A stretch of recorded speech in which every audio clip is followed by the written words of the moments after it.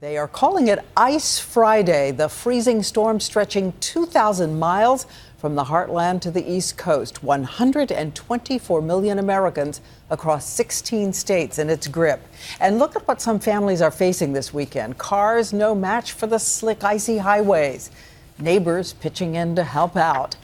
Power lines dangerously caked in ice, and so are the car windows. Sidewalks turned into skating rinks and roads icy enough for sleds. Our extreme weather team is in the storm zone tonight, and ABC's Steve Osunsami starts us off from the heart of the storm in Arkansas. Black ice, white ice. They're calling Ice Friday, stretching some 2,000 miles across the middle of the country, turning roads in Illinois into ice rinks with massive blowing snow, shutting down more than a dozen airports across 7 states and killing at least 6 people. In northern Arkansas today, a man was killed when an icy tree came falling down on his home. And this was the ice versus a power line in Fayetteville. The ice won. Power flashes. Back in the city, the driver of this Little Rock bus nearly lost it on a slick road. Families stuck at home or in their cars stuck on the roads. It has to be bad if the medical school closes. Justin Roberts says this shouldn't be happening in the South. Great, yeah. He had no gloves or boots and was using an old license plate to scrape the ice off his car. They did warn us ahead of time. Well, when it hits, and I guess nobody's really ready for it when it actually comes. This is what families are up against. Cities without the resources to clear the streets all day long, and we saw one lonely snowplow. Over in Texas, the weight of the ice and snow brought down the roof of this marina. They've canceled the Dallas Marathon. Our Mike Betcher is there and says thousands of families are still in the dark. A 7-hour ice storm left more than 200,000 homes in Dallas without power. The culprit? A thick coat of ice on limbs. They snapped and brought down power lines all around the Metroplex.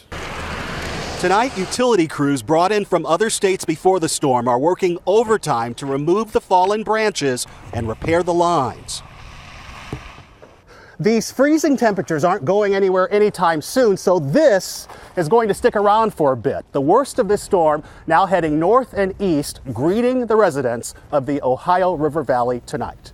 Diane? All right, Steve Osunsami out in the cold tonight. And as Steve just said, thousands of power lines across the country are layered in ice, and even 1 inch can be dangerous for an outage. ABC's weather editor Ginger Z right here is tracking the power for us. Ginger. And that's why it's so important for us to talk about that Ohio Valley. The area is getting it first tonight.